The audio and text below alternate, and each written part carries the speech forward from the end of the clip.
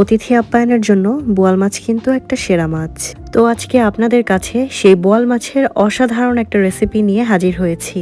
তো চলুন বোয়াল মাছের এই স্পেশাল রেসিপিটি দেখে নেওয়া যাক। তো আজকের এই রেসিপির জন্য আমি 3 পিস মাছ নিয়েছি।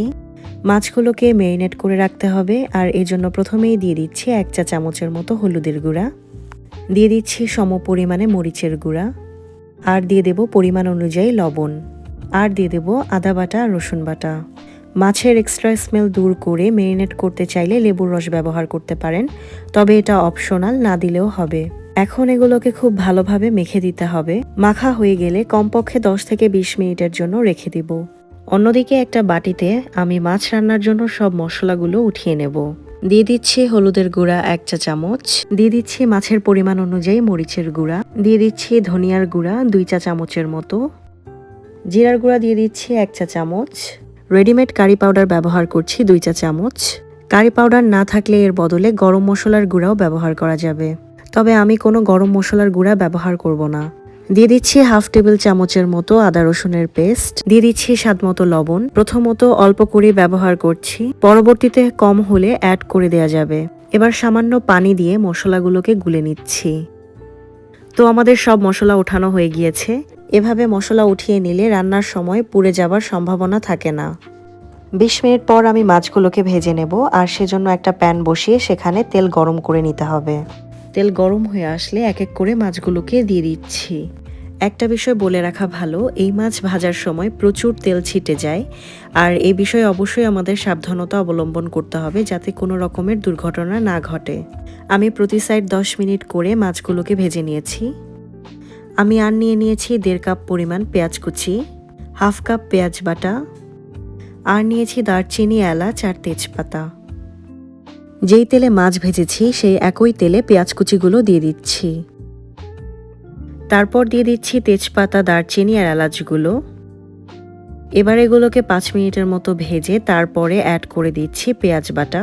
তবে পেঁয়াজ বাটা দিতে না চাইলে দ্বিগুণ পরিমাণে পেঁয়াজ কুচি কুচি করে দিয়ে দিতে পারেন। এবার পেঁয়াজ বাটাটাকে খুব ভালোভাবে ভেজে নিতে হবে যাতে করে কাঁচা পেঁয়াজের গন্ধটা না থাকে।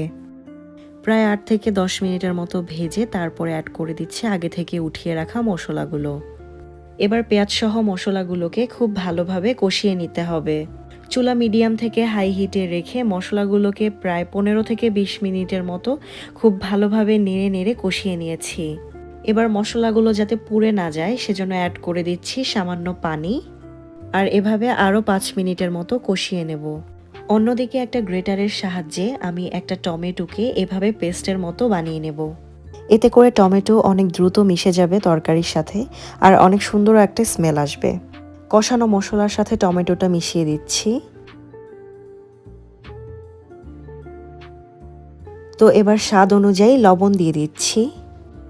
টমেটো কষানো হয়ে গেলে এর মধ্যে অ্যাড করে দিচ্ছি 2 কাপ পানি। পানি হালকা বলক আসলে তার মধ্যে দিয়ে দিচ্ছি ভেজে রাখা মাছগুলো। তারপর চুলাকে হাই ফ্লেমে দিয়ে 20 মিনিটের মতো রান্না করব। 20 মিনিট পর আমি কিছু চেরি টমেটো মাঝখানে ফালি করে দিয়ে দিচ্ছি শুধুমাত্র ডেকোরেশনের জন্য, তবে এটা পুরোই অপশনাল, না দিলেও চলবে। তারপর দিয়ে দিচ্ছি কিছু কাঁচামরিচ। আপনারা বেশি ঝাল খেতে চাইলে মাঝখানে ফালি করে দিতে পারেন। আর রান্না শেষ হওয়ার একদম আগ মুহূর্তে দিয়ে দিচ্ছি কিছু ধনেপাতা কুচি।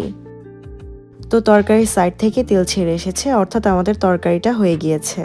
তো এই যে আমাদের বোয়াল মাছ ভুনা ডান।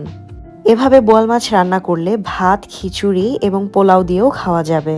তরকারি থেকে অনেক সুন্দর একটা স্মেল আসছে, আর খেতেও অনেক সুস্বাদু হয়েছে।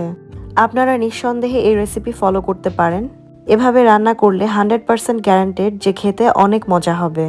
যদি আপনাদের আমার ভিডিওটি ভালো লেগে থাকে তাহলে অবশ্যই লাইক বাটন প্রেস করবেন। ধন্যবাদ সবাইকে।